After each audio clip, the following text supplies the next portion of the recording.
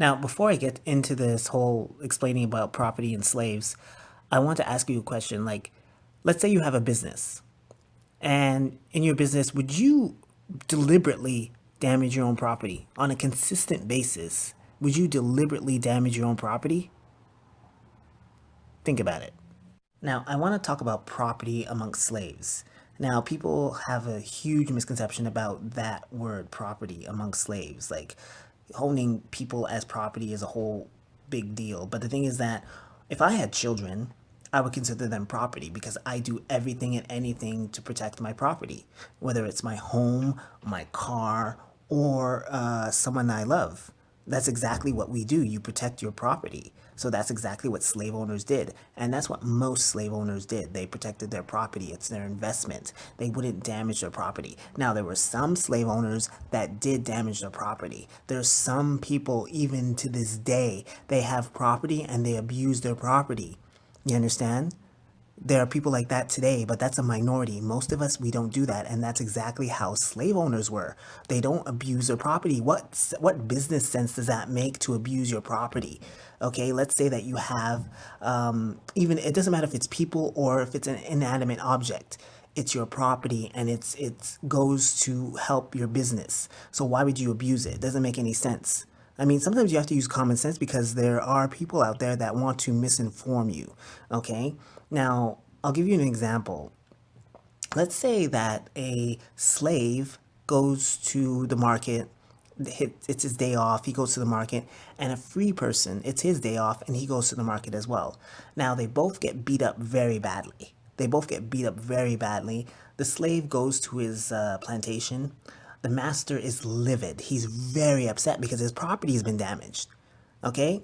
So he's going to find the sheriff and tell the sheriff, listen, like, get the information from the slave. I want to know who did this and I want compensation because his property's been damaged. Like, that's normal, right? And that's exactly what a slave owner would do. And then the slave owner would also get a doctor or send the slave to a hospital to be repaired, to be fixed. Okay, now you go to he still has his job. The slave still has his job. Okay, now the free person, guess what happens?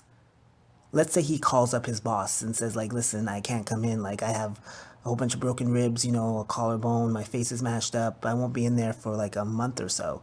Well, the boss, of course, he's not going to be an asshole. He's going to say, like, well, I'm sorry to hear that, buddy, but I have a business to run. I have things to take care of. So I'm going to have to let you go and hire someone else. Click. So he's out of a job. He's out of a job, and this is the worst time ever for him. You understand? Because he's free. He's not owned. He's not owned. He's not property. So the boss doesn't care. He cares, but it's like, well, he's not going to do anything because it's not his property. Now, guaranteed that if that free owner, if his property was damaged, you know what he would do? He would go out and find the person that damaged his property, or like get it fixed. If it just broke on its own, he'll get it fixed. You understand? Because it's his property. It's like, oh well, people, I could easily get them. Who cares? Because they're not property. They're free. So it's like I could get another worker. I don't care. But under slavery, no, they were property. They were part of the system. You understand? So you couldn't get rid of them easily. But people think that property is a bad thing when it's not. Like, you protect your property. Would you allow someone to come into your house and do whatever they want? It's your property. Wouldn't you protect it? That's exactly what slave owners did. And people think that like all slave owners were bad, like, and they're always saying it's white people. Like, there were black slave owners, there were female slave owners. They don't even mention that in history. So once you notice things about that, you notice that, well, how come they're not mentioning these things? Well, it's because they're trying to hide something from you. Okay, slavery is misrepresented. Property in slaves, it wasn't a bad thing. It was actually a good thing. And notice that when slaves left slavery, you know what happened? That's when the racists and the bigots, they had free reign on black people, basically, because they weren't protected.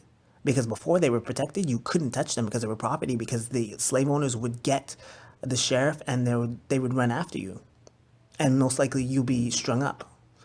So, but when slavery was finished, all of a sudden, nope, slaves were not protected. They're not property. They're free, right? And black people were hated. So, like, they put them in chain gangs or they hunted them down, tortured them, and lynched them because they weren't property anymore. But yet somehow, property was a bad thing.